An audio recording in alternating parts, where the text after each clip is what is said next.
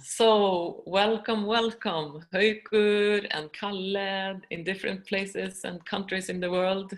I'm amazed to have you, that you engage a little bit and will reflect with me on this sharing that I'm doing and you will be sharing and everything. So if you could start with introducing yourselves and maybe tell us where you are also, and perhaps our relation or not relation, yeah, and just like your first reflections of having peeked a little bit into the book now. Who would like to start? I can go. Yes. Okay. My name is Kio Andre, and I know you not at all actually, but we've had some interactions through Ch.20, Yes. The French little what do you call it? Vineyard kind of. The old vineyard mansion. Yeah, yes. mansion would be the best word. Where me and my wife, we have had several workshops for couples regarding relationships, love, sexuality, Tantra, and also as a luxurious vacation. So we do the Tantra teaching in the morning, and then we go swim in the pool or go try some wine and eat a lot of lovely French food, and so it's what we are actually teaching is pleasure and quality of life. And I'm right now sitting in Stockholm because that's where I live. Well, there's so much to be said, but I think that's kind of enough for now. Yeah. Any just first reflection on that you have seen or looked into the book a little bit, that it's happening? Yes, I saw it was chapter, I think 20 something. Yes. Well, I thought it was fascinating because it's like, yes, this is what we are teaching. Yes. Yeah, like the thing, what you are telling about loving yourself and loving your partner and having this sexual sort of energy, like constantly flowing and playing with it, not seeing it as a goal in itself, like not a project that you have to finish, but it can be there all the time. That's very much what we're teaching. So it sounded like you were one of our workshop participants for like 5 different workshops, and now you're living it, and you didn't even go to one. You're Great. still living it. Happening them more than one place. And this also confirms my idea of it being absolutely universal. What you're doing and what we're teaching is it's not something super special that only a few people do. It's something that we all can access. Yeah. And that actually strengthens my conviction that what we're doing is the right thing. I often invent the wheel. I think that I come up with something new. And then I realize after doing it for a while, I read about other people doing the exact same thing. And I never heard of it. So I thought, okay, to me nowadays, it's not a strive to be original. Originality is not the most important. It's the most important is to do something that actually works for everyone. So reading your text made me happy because I think, yes, we're not very odd, strange, weird people who are doing odd, strange, weird things. We are actually doing something that comes from within and could come from within anyone. Great, beautiful words. And we are going to share more around the chapter in a little bit. But Hörður, could you also introduce yourself? Yes, my name is Hörður. I'm a professor at Reykjavik University, and I'm a minister also, even though I'm not working as such, and a psychoanalyst. And so coming from that angle and reading the chapter, it's right down the alley of psychoanalysis, isn't it? It's kind of about sex and sexuality and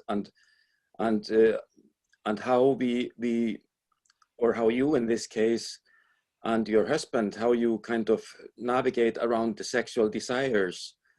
And we know each other. We wrote together a book on coaching, and it was the first book on coaching in Iceland. And what we were trying to do there was to define the field and kind of conceptualize it within the Icelandic reality and in the Icelandic language. So so we have known each other for 20 years, I guess. Yeah, it's close to that. Close to that, yeah. Amazing. And the first reaction on chapter 20, how much space and freedom. I mean, it's a short chapter, but there's a lot of stuff in there. For instance, speaking again, coming in from the psychoanalytical perspective, we're talking about the lid, kind of when the lid is turned off. And it reminded me, you know, if you just skip the L in lid, it's the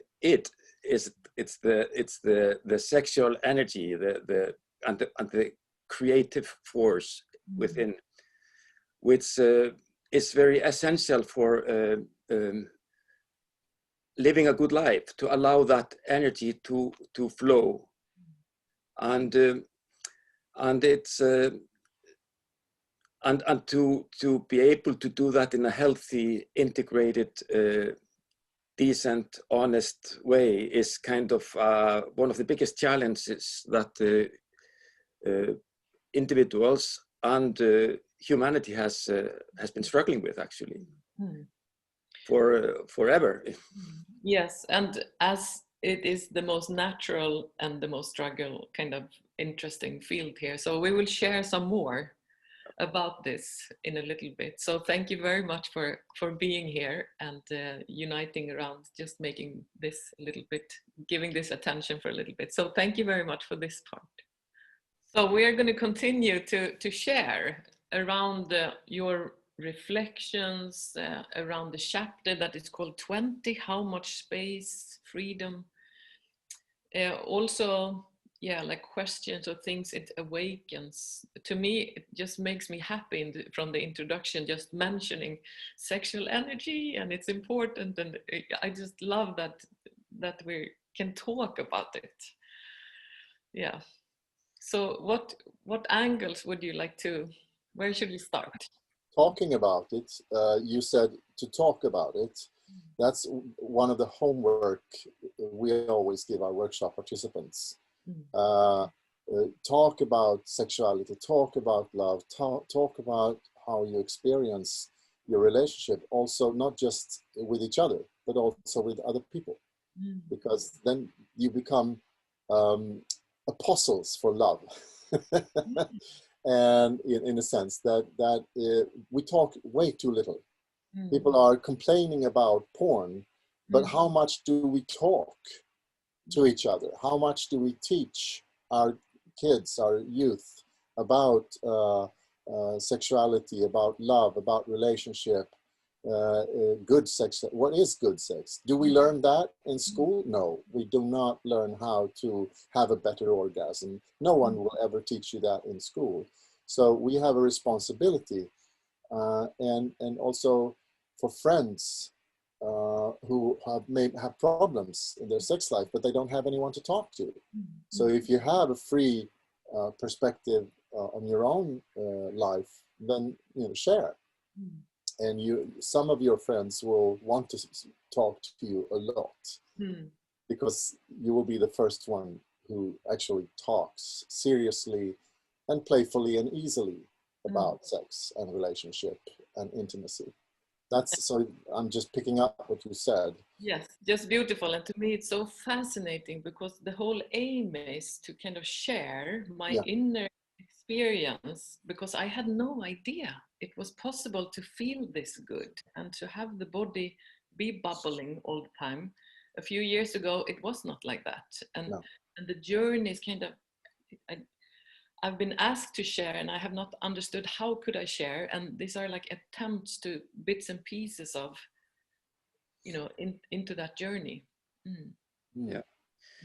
Well, it's a very important topic. I'm of the generation, and maybe all of us are, I mean, it was never talked to me. No one talked to me about it. I had to kind of go on stage kind of and figure it out myself. And my teachers were like were girlfriends and my peers, boys my age, and some of that education was sound, some of it was not so sound, and so I think it's really important to bring it out. And it's quite interesting. This field is so stigmatized in a way. I mean, we are all doing it. Yes. In one way or another. But when we talk about it, like I said to some of my friends that I had coffee with this morning, you know, do you know what I'm going to be doing at 10 o'clock? I said, I'm going to be talking to people from on Zoom about the sexual experiences of one of them. And they were all like kind of perplexed, you know, is that something that you can do, or, you know, is that appropriate, or all of that? But they were also very curious, and but they kind of struggled with admitting to themselves, okay, that, yeah, well, this is part of reality, and we just, you know, that's what we really need to be talking about. Speaking about sexual education, I also think that in this world of sex and sexuality and Tantra and all of that, I think there's all kinds of characters,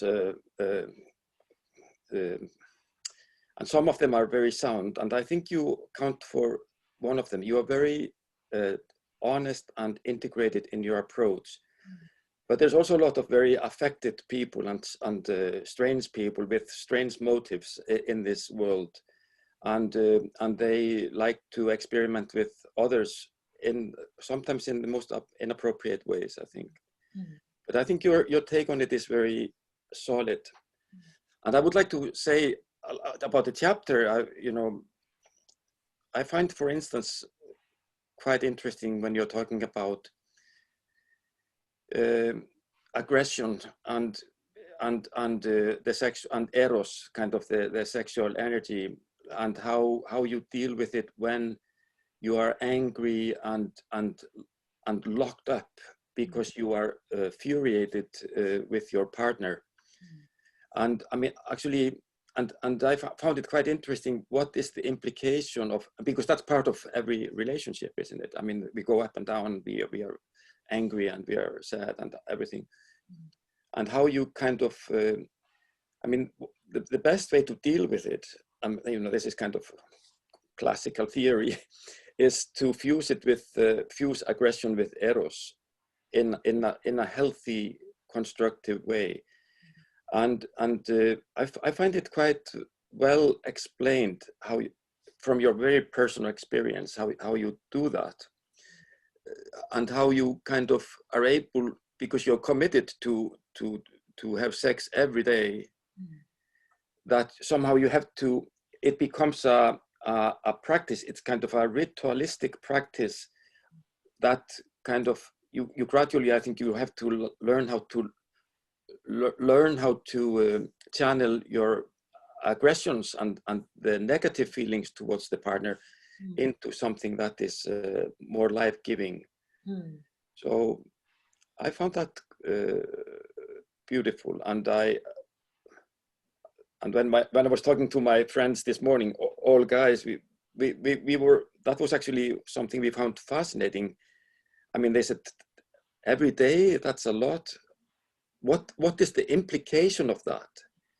Because none of them had tried that, not over such a long time. And they said, is it maybe too much? But then we got all quite interested.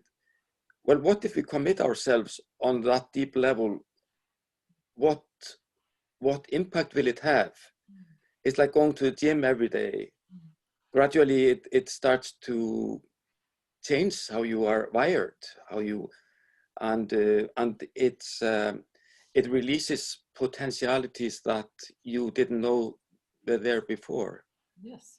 So I thought that was well explained in this chapter. You're mentioning several really great things. One part is that both our like irritations and conflicts and everything, we're both very eager to complete them. Yeah, so we have become masters of when we, you know, we're very dynamic. It's very alive. Yeah. Whole, yeah.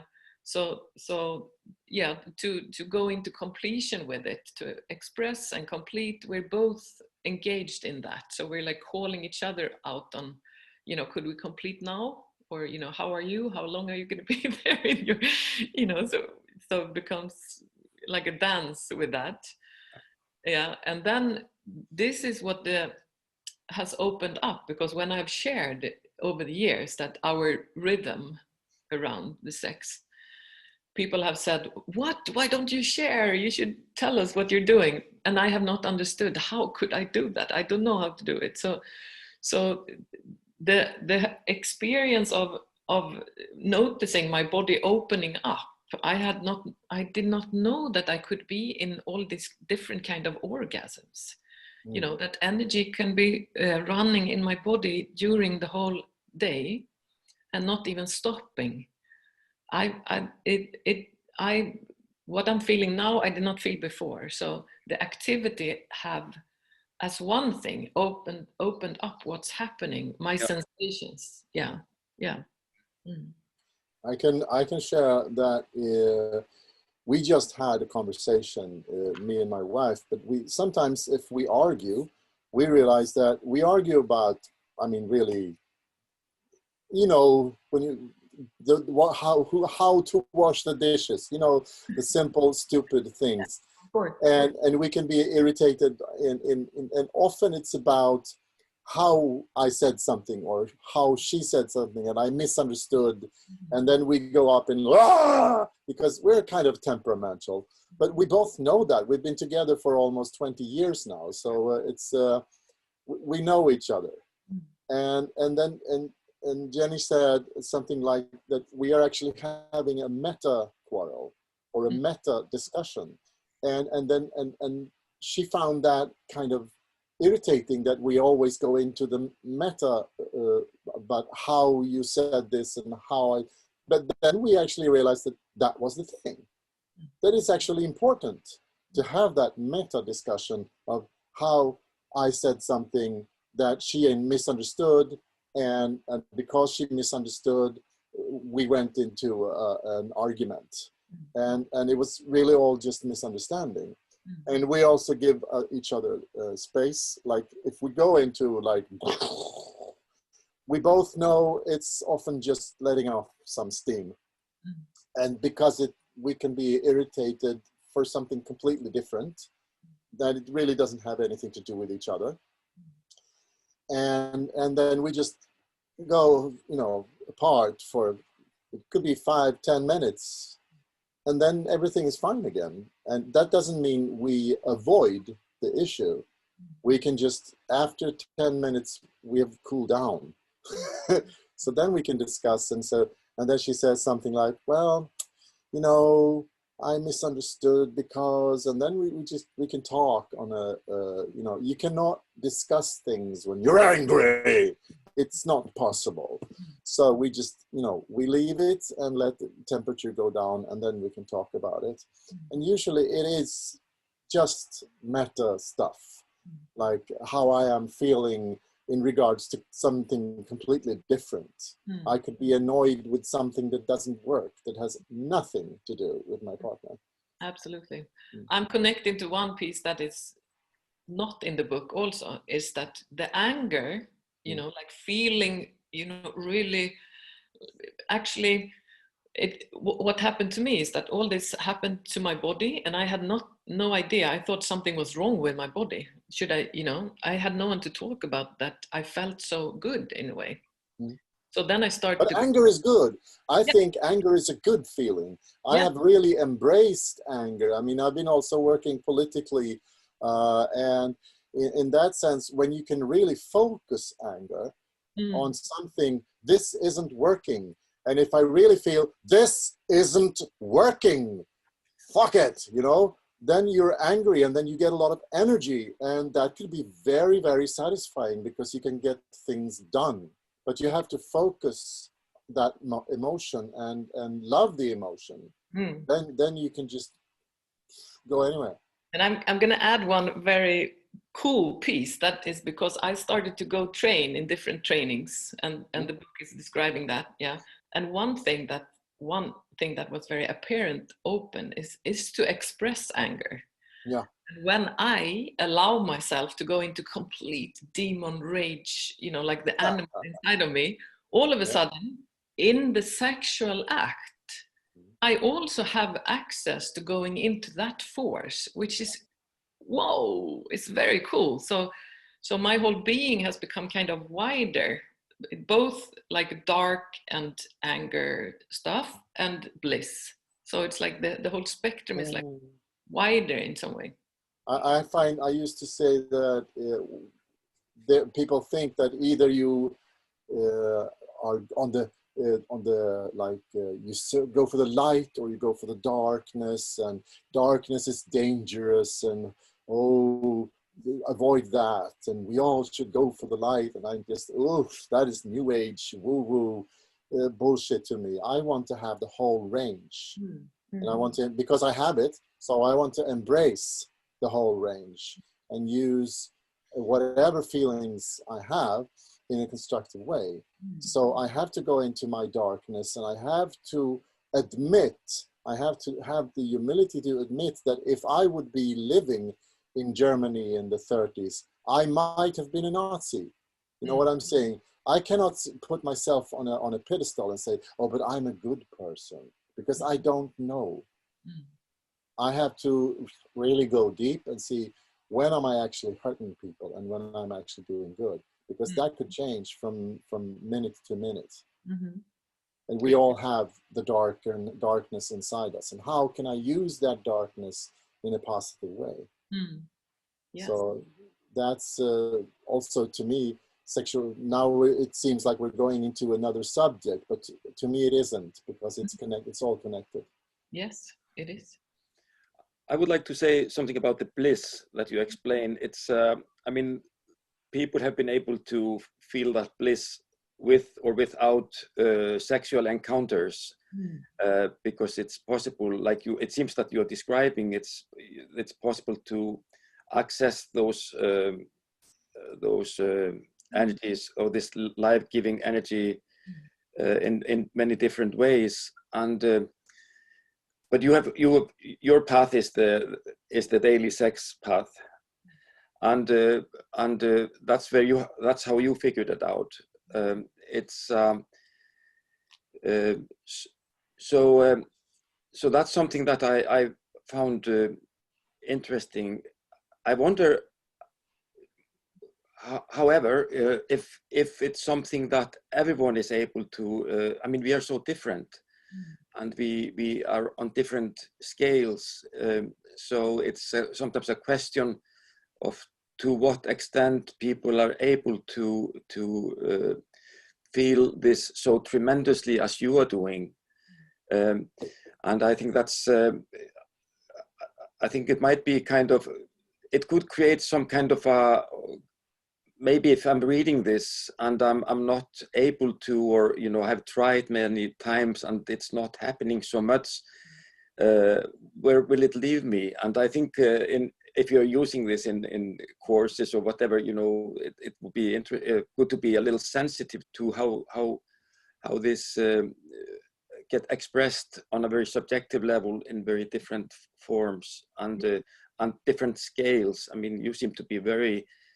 It's almost like a mystic writing there, it's like you're describing, when I read some of this stuff, it's like, it reminds me of the medieval mystics that were actually sexually repressed nuns and locked up in monasteries, and but they are describing something very similar, and the lingo is charged with sexual content somehow. And so that's one thing. And then another thing I wanted to add, I found it interesting to be reading something about, I know you and your husband pretty well. And so to peek into your sex life, how interesting is that? The life of others, and not only the life of others, the sex life of others. And there's a famous movie called The Life of Others, takes place in Berlin under the regime of the Eastern Germany. And there was a spy on the roof in the attic, listening in on everything that was taking place. and kind of, I'm not going to go into details of the movie, but it's an amazing movie. Yeah, it's an amazing movie, but when people get just, it's not, in relation to that, when people start to get interested in the sexual behaviors of others, and especially if they want to start to direct the sexual behaviors of others, it raises red flags in my world, because that has been a major theme in many religious sects, for instance, and in many New Age movements, and in many, so somehow a crazed mentality or wants to start to direct and suggest and dictate how other people's sex life is conducted. And that's usually the first indicator, there's something wrong with going on here. This is heading in a wrong direction. So, I mean, it's nice to peek into your sex life and to see how well it's going. And I'm very happy to see that it's going well. Yes, I want to reflect, of course, on that, because in no way my thought is that someone else should do the same. Mm-hmm. Not the point whatsoever. It's been a request. What are you doing? Can you share? Mm-hmm. So it's more like offering. It's like my way of living is that I long for myself to be able to kind of, raise my wings, or to allow myself to share as honestly as I can. And just now, when the book is about to be published, it's really scary. It would be easier not to forget this now and just like put it in the drawer. So that's like a challenge for me right now. That is to allow myself to share, but in no way at all it's about someone else like doing the same thing. It's more about if the book could make people reflect, and look at themselves. That would be the aim. Yeah. And really it's a cool thing, because I have found this now way of writing, which is taking one kind of point and mixing it with my bodily experience. And it's been such a great experience to do that, a lot of fun. And in a way, I have written one chapter and it's not changed. Then another chapter and it's not changed. So it's like a painting. Yeah. So in a way, I don't care what anyone does with it. I'm not going to change it. I won't put more blue or less red or something. It's like you do whatever you do with it, in a way, like that. Yeah. And the whole point you had also, Hörður, which is amazing, many ways into like a more blissful state in the body. That's fantastic. We need to know about all of them. If nuns can do it, we can do it. So I had no idea it could be in the area of sexuality. And for me, I don't think it has to do with a partner or not partner at all. It's more about allowing myself to experience more pleasure with myself or someone else more often. It's like bathing myself in pleasure. I had no idea that pleasure could be like one way in development. And it's such a win-win-win, fantastic, I have a reflection. I actually have a couple of reflections, both on what both of you said. One thing is about the repetition, the thing that you do every day. We found that we're not having sex every day in the classical sense, but maybe more often than the average, but that's not really important. The thing is that we are open to sexuality. It could be just a hug, or it could be just a kiss, but we allow it to be charged with sexuality, even if it's just a little bit.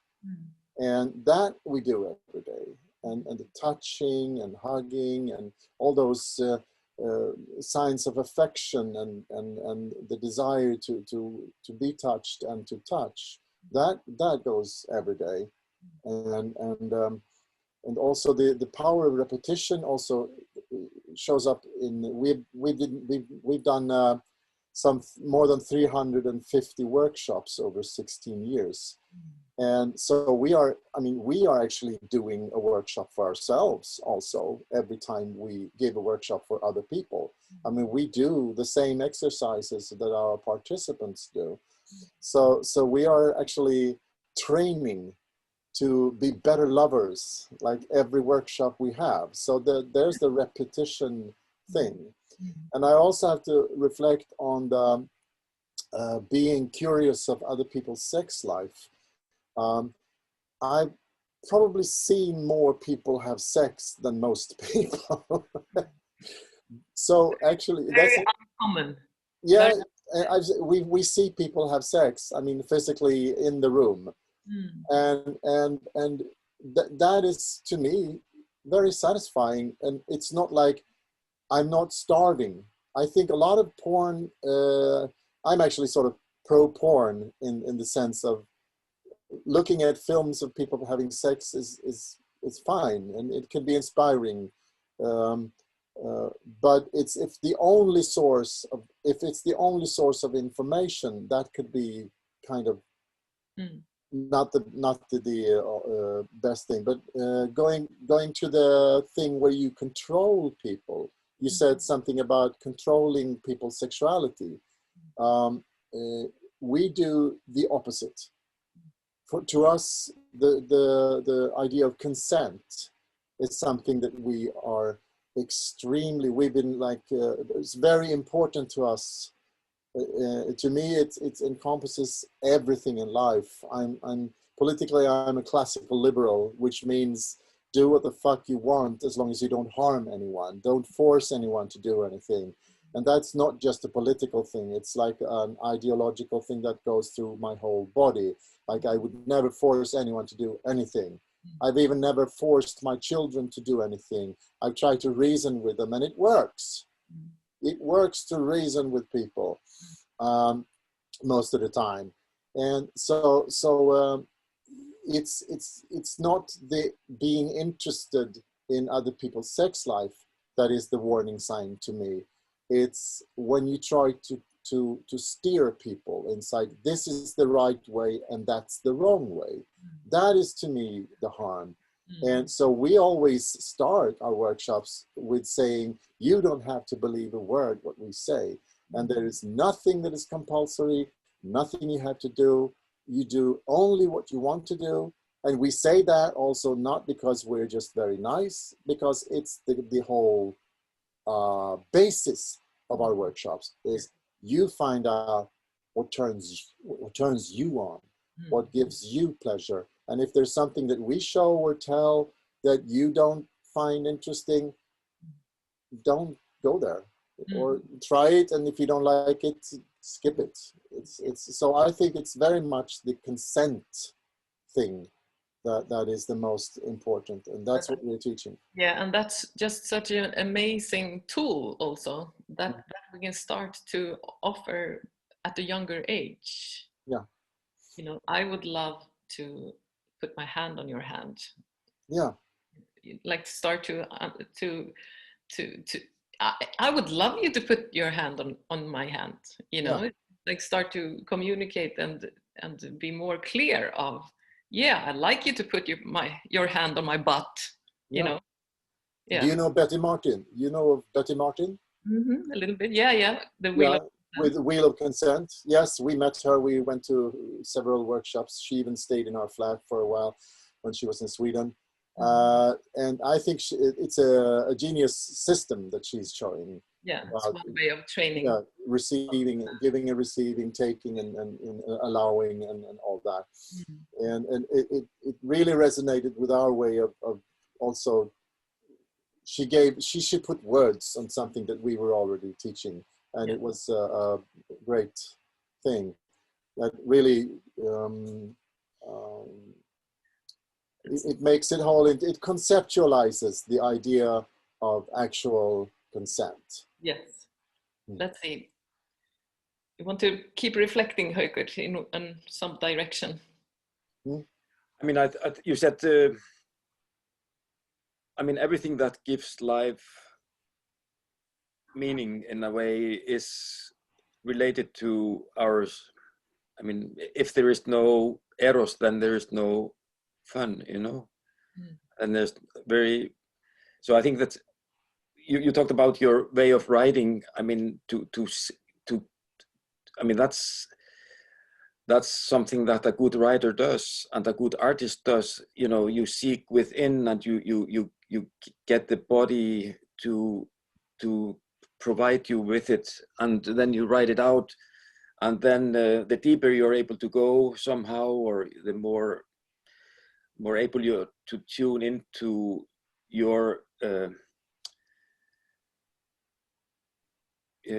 humanhood, let's put it that way, or into your then the more universal application it has for others. It's this is something that the artist does, and this is what a good writer does. That's why we like to read them, and that's why we like to see them.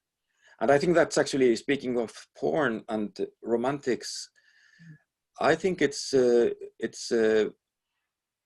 fascinating to, or it can be stimulating and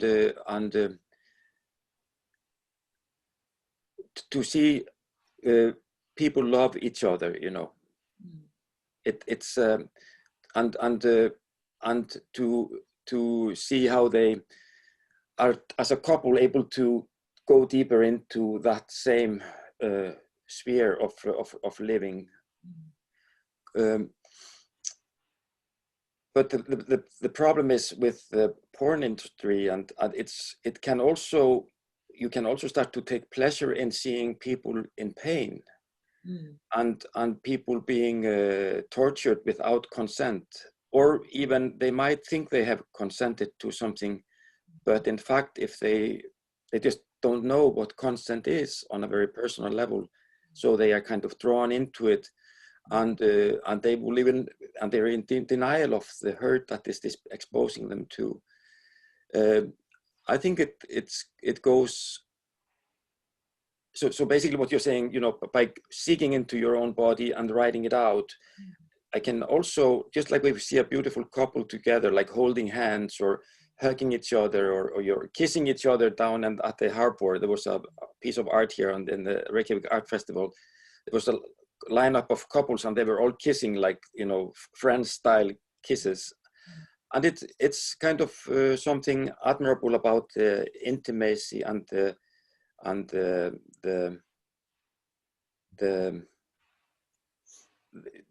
ability to be together in this creativity. But as beautiful as sex life is, and how important part of life it is, it's such a thin line over to something that can be very destructive. And now I'm speaking as a clinician, so I just want to keep that, you know, raising that thing also. It can be yeah, and it can even be done in settings where people think that they are consented to something. So that, I think that's it. I don't know where I'm going with this, but I think it's important piece in the puzzle. Absolutely. I'm like backing up to, so it's all about like understanding yourself and being more and more critical, or, you know, look, what is my will? What is my pleasure, not pleasure? What am I doing? Whom am I doing what? And like the whole thing is really to come closer to oneself. That's right. Yeah. For me, it's for me, it's for me, and that's like the only point, because it's about if it's about expanding levels of being intimate, which I'm curious about, because it's so beautiful. One could say actually that the book you're writing is in a way pornographical, and one could say that.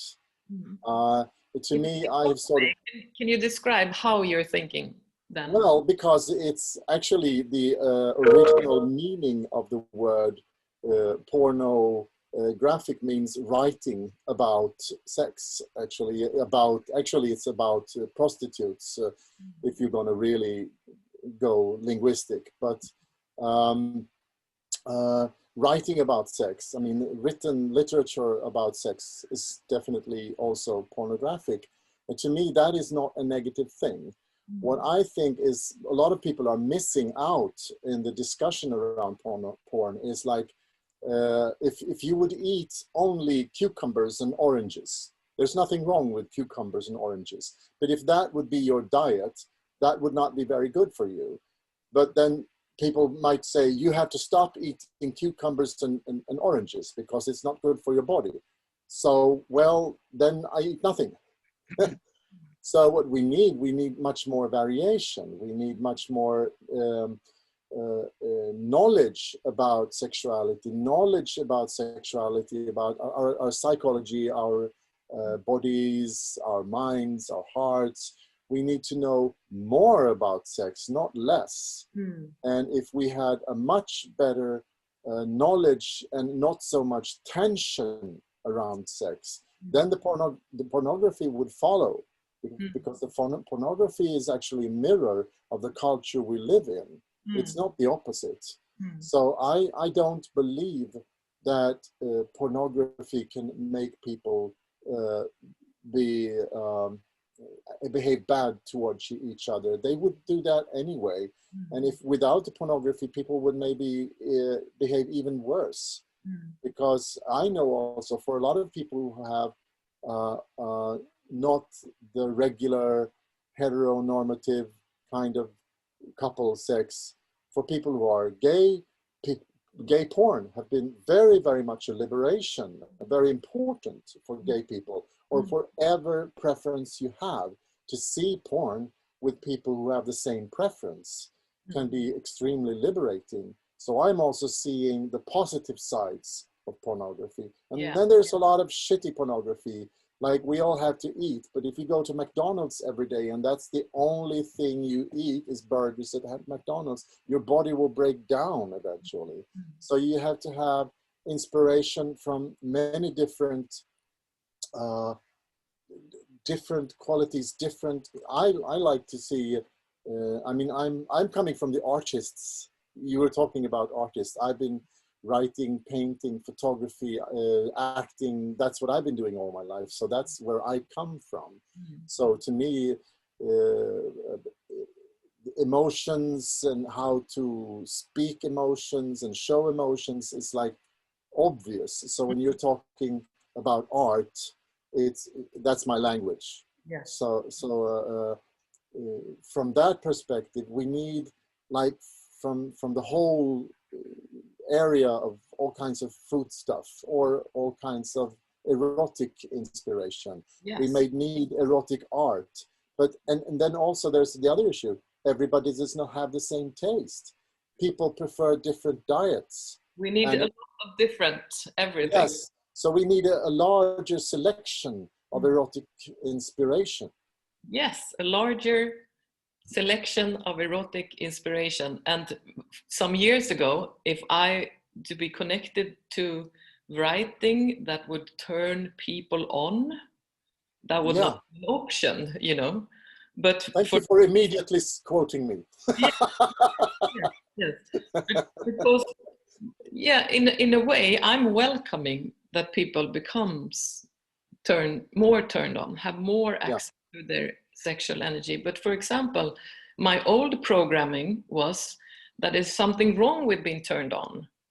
You know, my old programming was that it's dirty and you should not talk about it and not show it. And, you know, it's there, but we don't talk about it. And then when it arises, you have to like do something and get it away very quickly.